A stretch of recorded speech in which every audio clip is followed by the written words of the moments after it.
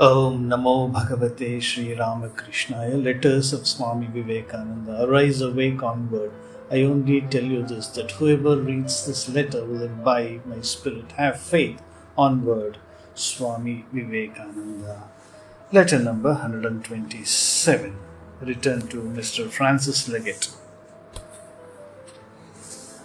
Letter number 127. 63 St. George's Road, London, Southwest, 6 July 1896.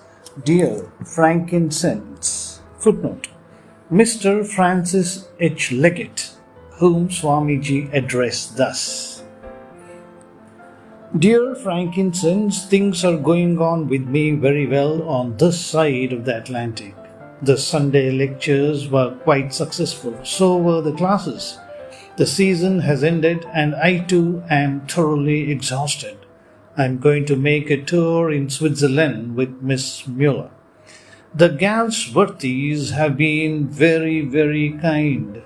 Joe brought them round splendidly. Footnote. Joe, Miss Josephine MacLeod, also referred to as Joe by Swamiji.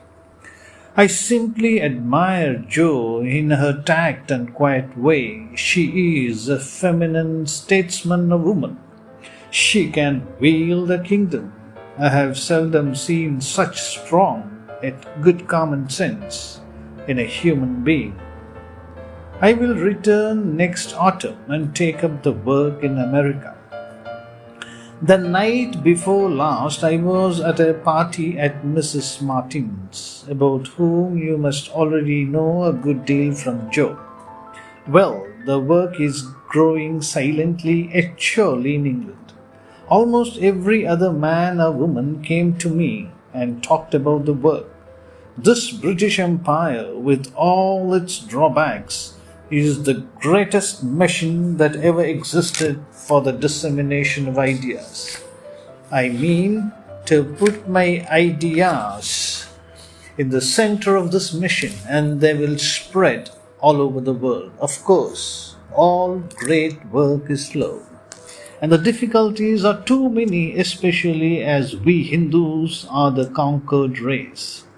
Yet, that is the very reason why it is bound to work, for spiritual ideals have always come from the downtrodden. Jews overwhelmed the Roman Empire with their spiritual ideals. You will be pleased to know that I am also learning my lessons every day in patience and above all in sympathy. I think I am beginning to see the divine even inside the high and mighty Anglo-Indians.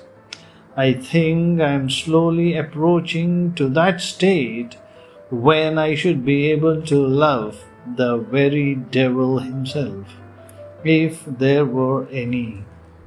At 20 years of age, I was the most unsympathetic, uncompromising fanatic. I would not walk on the footpath on the theatre side of the streets in Calcutta. At 33, I can live in the same house with prostitutes and never would think of saying a word of reproach to them. Is it degenerate? Or is it that I am broadening out into the universal love which is the Lord Himself? Again, I have heard that if one does not see the evil round him, he cannot do good work. He lapses into a sort of fatalism. I do not see that. On the other hand, my power of work is immensely increasing and becoming immensely effective. Some days I get into a sort of ecstasy. I feel that I must bless everyone, everything, love and embrace everything.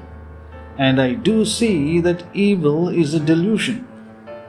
I am in one of these moods now, dear Francis, and I am actually shedding tears of joy at the thought of you and Mrs. Leggett's love and kindness for me.